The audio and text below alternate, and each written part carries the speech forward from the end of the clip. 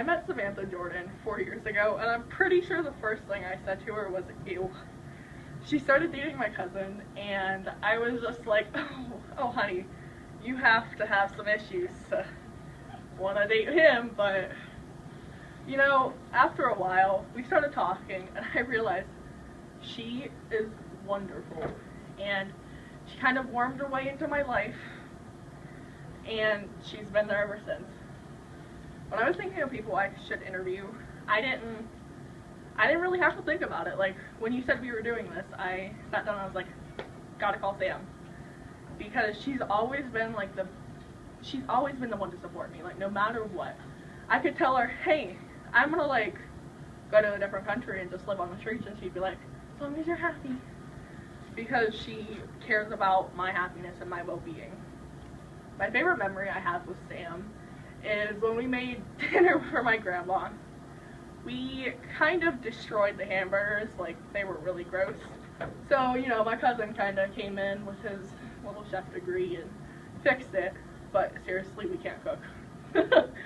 And while we were doing that, we kind of talked about our futures, because she was a junior around that time, and she thought she wanted to do something along the math route, because she's really smart. And she decided, I'm going to math my passion, I'm going to do that.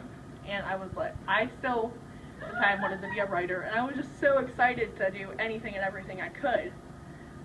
And, like we were talking about in our interview, she said, my passion may have changed, but I know yours didn't, and I don't ever want you to lose that.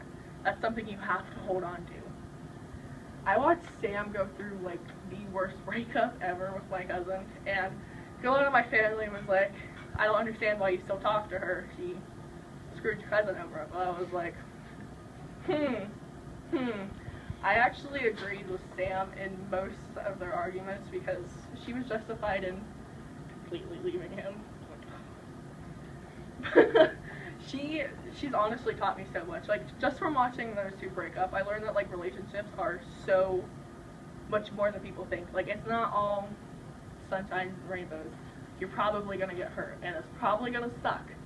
But if that person's worth it, then it doesn't matter in the long run. Sometimes she tells me that she wishes that her relationship with my cousin never happened. But she always says, but I don't ever want to, like, think of my life without you. So she says that I may not like the decisions I made, but I don't regret anything because I gained such good people from my decisions.